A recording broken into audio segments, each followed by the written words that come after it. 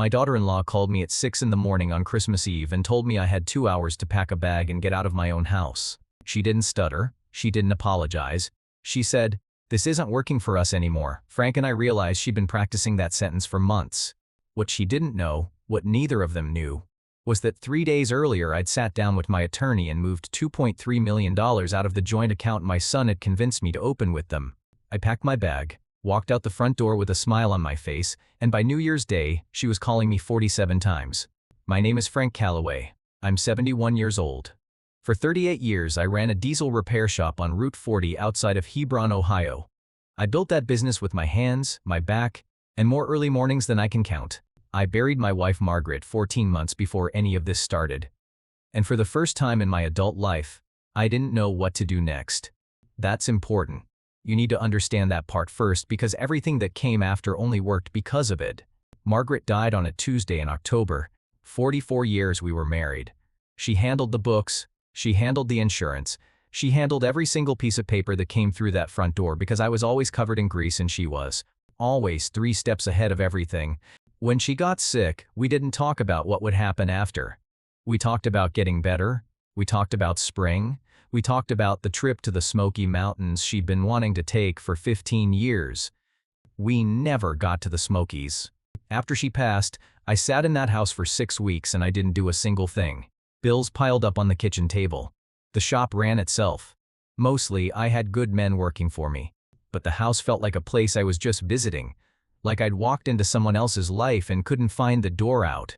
I wasn't sleeping. I wasn't eating right. I was 70 years old, alone for the first time since I was 26. And I genuinely did not know where Margaret kept the homeowner's insurance documents. That's who I was when Daniel showed up.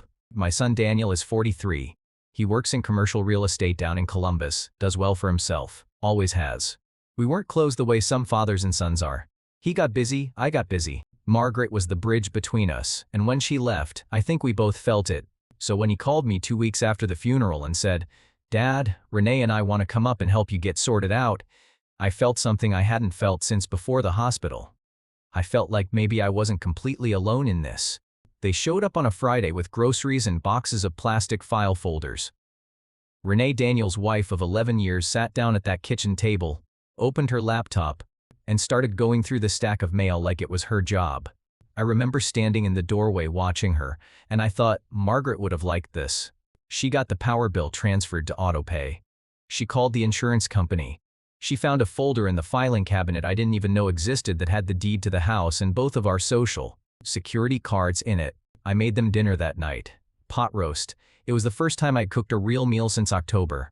When they left Sunday evening, Daniel hugged me at the door, and I mean really hugged me, the way he used to when he was small. He said, "We're going to help you figure this out, Dad. You don't have to do this alone."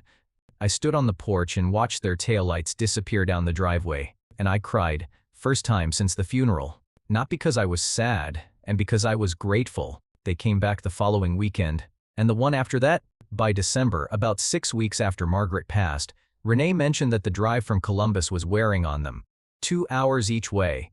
She said it lightly, the way she said most things. "We just worry about you up here by yourself, Frank, especially with winter coming." Daniel said they'd been talking, said they could work remotely through the new year, said it would only be temporary, just until I was back on my feet. I told them they didn't have to do that. They insisted, and honestly, I wanted them there. The house was too quiet. Margaret's reading glasses were still on the nightstand and I couldn't move them, but I also couldn't keep looking at them. I needed another sound in the house. Any sound. So they moved into the guest room. 2 suitcases. Said it would be a month, maybe 2. That was 14 months ago. They never left.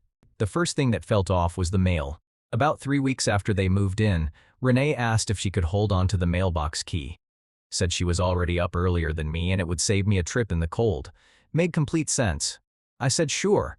I didn't think about it again for almost 2 months. The second thing was the curtains. Margaret had these heavy burgundy curtains in the living room. Ugly as sin. Honestly, I always told her that. But they were hers. She picked them out in 1987, and she loved them. One afternoon I came in from the shop and they were gone. White linen panels in their place. Renee said she thought the change would help with the energy in the space. I stood there and looked at those white curtains for a long time. I said they looked nice. Because I didn't know what else to say. Because I was a 70-year-old man who'd just lost his wife and I had no idea how to explain that a pair of curtains was the last thing in the living room that still smelled like her. I went to bed that night, and I thought about Margaret. And then Renee knocked on my bedroom door and handed me a warm cup of tea and said she'd noticed I hadn't been eating enough and she was worried about me. And just like that, I let it go. That's how it works, if you ever wonder. That's exactly how it works. In January, I asked Renee if there'd been anything from my bank. I was expecting a year-end statement from the investment account Margaret and I had kept since the early 90s. About $600,000 in there. 40 years of careful saving. Renee said she hadn't seen anything. Said maybe it was delayed. Said she'd keep an eye out. 2 days later, she mentioned she'd set up an online portal to manage my statements to save paper. Said she'd show me how to log in whenever I was ready.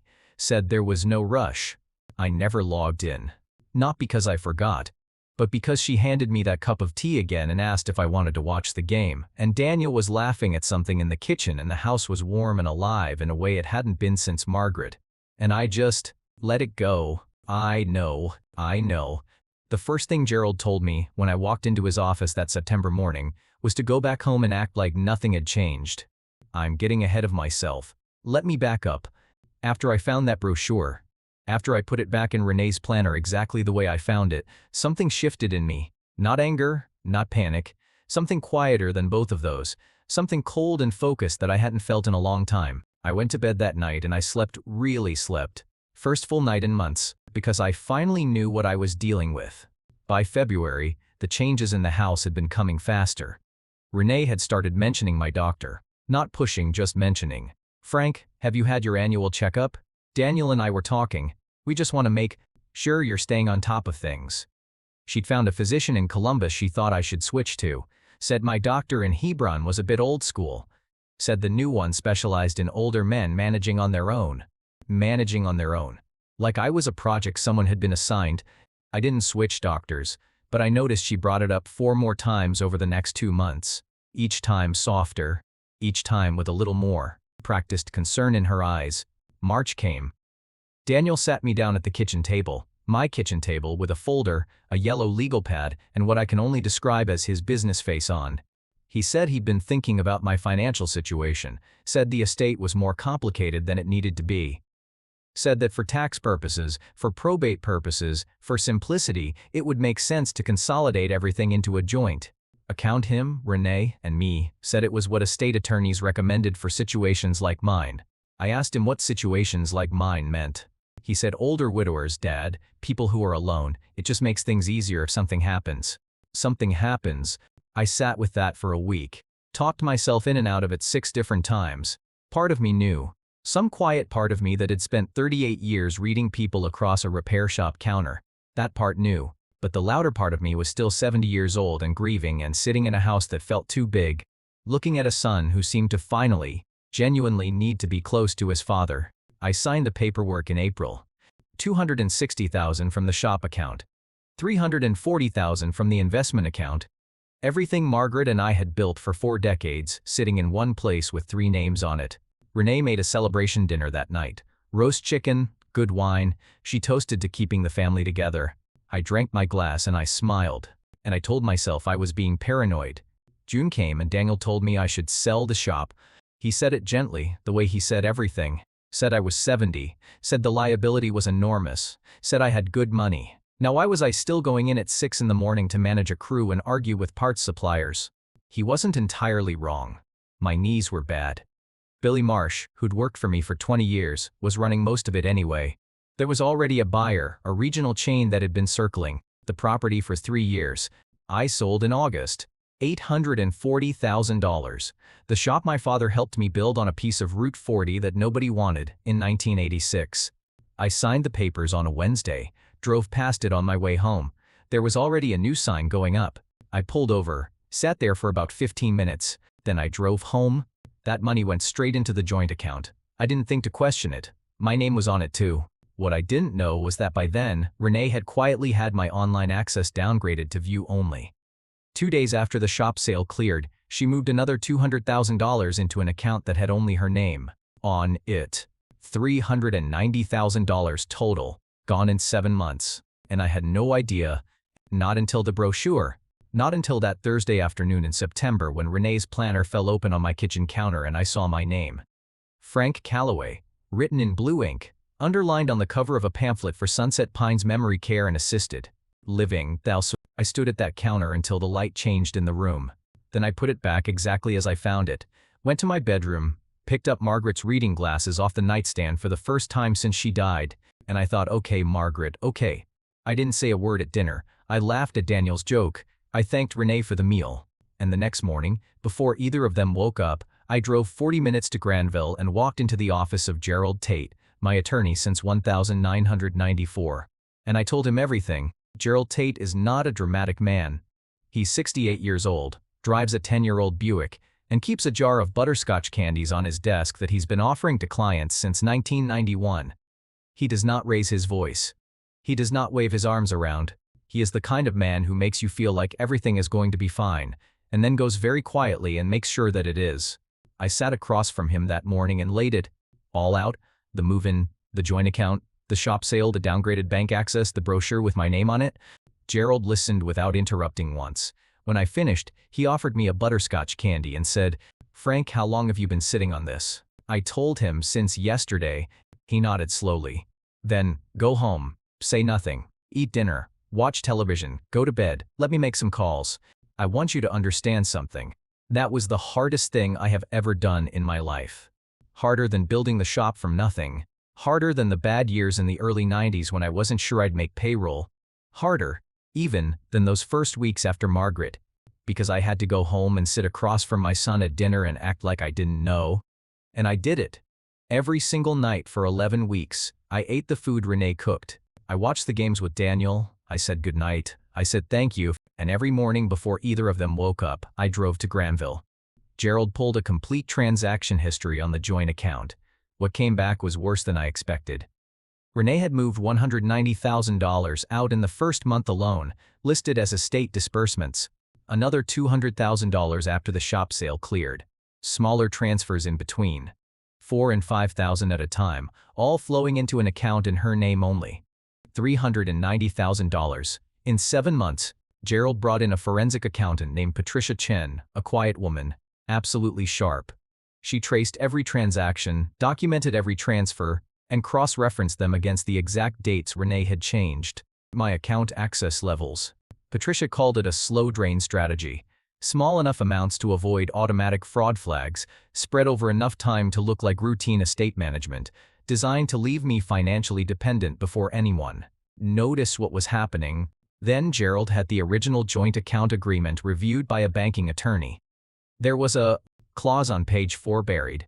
Easy to miss, giving Renee sole disbursement authority in the event of my cognitive incapacitation, as determined by a physician of her choosing. The Columbus doctor she'd been pushing me toward for months. It had all been mapped out, every single piece of it. Gerald voided the joint account agreement on grounds of material misrepresentation. A new sole ownership account was opened, in my name only. The remaining $2.3 million, everything Renee hadn't gotten to yet, was transferred out quietly over 3 business days. A new will was drafted, the old one revoked. Signed in front of 2 witnesses neither Daniel nor Renee had ever met. Then Gerald found me a small house, 12 minutes from the old one, 3 bedrooms, a porch that faces west so you get the full sunset. He handled the purchase through a holding company so my name wouldn't appear anywhere public. I put Margaret's name on the mailbox. And then I went home, made dinner, watched the game with Daniel, and waited for Christmas Eve. December 24th, 6 in the morning, my phone rang. It was Renee. She didn't say good morning. She said, "This isn't working for us anymore. Frank, we think it's time you found somewhere more appropriate. We're happy to help you look at some options." Options. The same word from the Sunset Pines brochure. She gave me 2 hours. I said, "Okay, Renee, I'll be out of your way." She sounded almost surprised, like she'd expected a fight. I wasn't going to give her one. Not after 11 weeks. Not when I was this close. I packed 1 bag. A change of clothes. My shaving kit. Margaret's photo off the nightstand and her reading glasses I'd been keeping in my shirt pocket for 3 months. Daniel was in the kitchen when I walked through.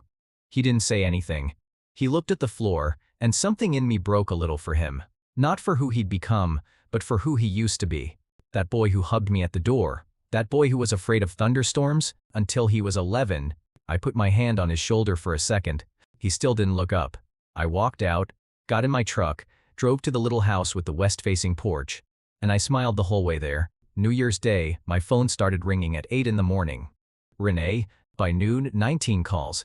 By evening, 47. I sat on my porch with a blanket over my knees and listened to every voicemail in order. The first few were angry. By message 12, confused by message 25. Something underneath her voice was cracking open, and by the last few, she was crying. I sat with that for a while. It didn't feel like victory. It felt quiet, like the moment after a long storm when the rain finally stops and everything is just still. Daniel called once. I answered. He didn't speak for a long time. Then he said, "Dad?" Just my name? Like a question he didn't know how to finish. I said, "I know, Daniel." He hung up. Gerald filed the civil theft complaint in January. The forensic report was 47 pages long, same number as Renee's calls, which I've always found quietly satisfying. She was ordered to repay the full $390,000, plus legal costs. Every transfer legally classified as elder financial abuse under Ohio statute. I got a dog. A big stupid yellow lab named Roy who has never once felt guilty about taking up the whole couch. I'm doing okay. More than okay. Most days, the people who actually love you don't need access to your accounts to prove it. Pay attention to what disappears. Not just the money, but the curtains, the mail, the passwords. The small things taken so slowly you don't feel the weight leaving. A quiet man isn't a helpless one. Some men go quiet because they've given up. I went quiet because I was finally working.